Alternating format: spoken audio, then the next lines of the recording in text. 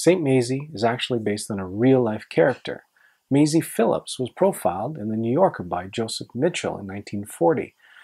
There she was, the ticket taker, in a small cage in front of the Venice Theatre. From 8 a.m. till midnight, nearly every night, she took people's change, partook in some of the neighborhood gossip, worked as a sometimes bouncer for the theatre, especially effective despite her small size with her deep basso voice from years of smoking, drinking, and yelling to be heard above the trains passing nearby.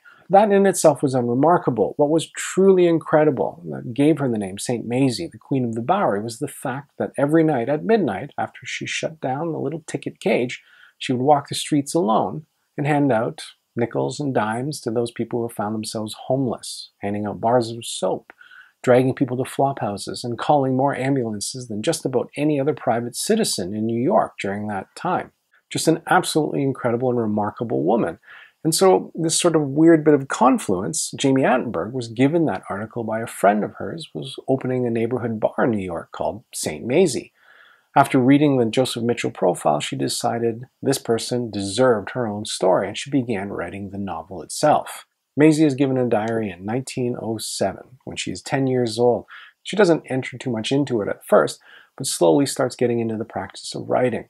She has this wonderful, brassy, good time girl type voice that comes through in these diary entries, and she could give two good goddams about what anyone else thinks. It follows Mazie's life right through Prohibition, the bombing of Wall Street, as well as the Great Depression. Mazie's diary entries are interspersed with other little bits and pieces that the documentarian has culled, including the son of Mazie's lover, the great-granddaughter of the owner of the theater. We get a little bit of Mazie's sister's voice in the diary as well. And all of them converge. New York itself, in the early 1900s, is as much a character as everyone else in the story. It's an incredibly fun read. I love that voice. I love that era of New York in the early 1900s as well. And the different characters that she meets in the heart of Mazie and her loves and her life and everything that she goes through, as well as the love she has of her sisters and their sort of attempts to make a life for themselves, despite all of the craziness that surrounds them. It's just an incredible read. But really what got me going and got me interested in it is the whole idea of the Tumblr Reblog Book Club. Now they've been picking books for quite some time, and Mazie's was June's pick. And I love that idea. It's the convergence of people getting together to talk about a single book. And from there, we have all these little obsessive tidbits. Mazie lines the cage of the Venice Theatre with postcards that she receives from her lover as well as her sister as she travels across the United States. And if you go to the Tumblr page, you'll see actual postcards from that era.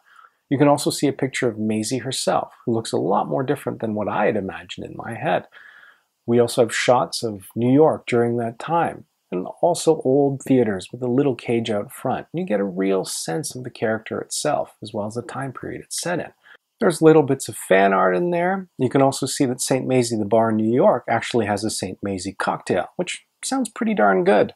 And anytime you have this sort of collaborative community online, like BookTube or the Reblog Book Club, where people can converge and talk about a book, I think that's just incredible and a lot of fun.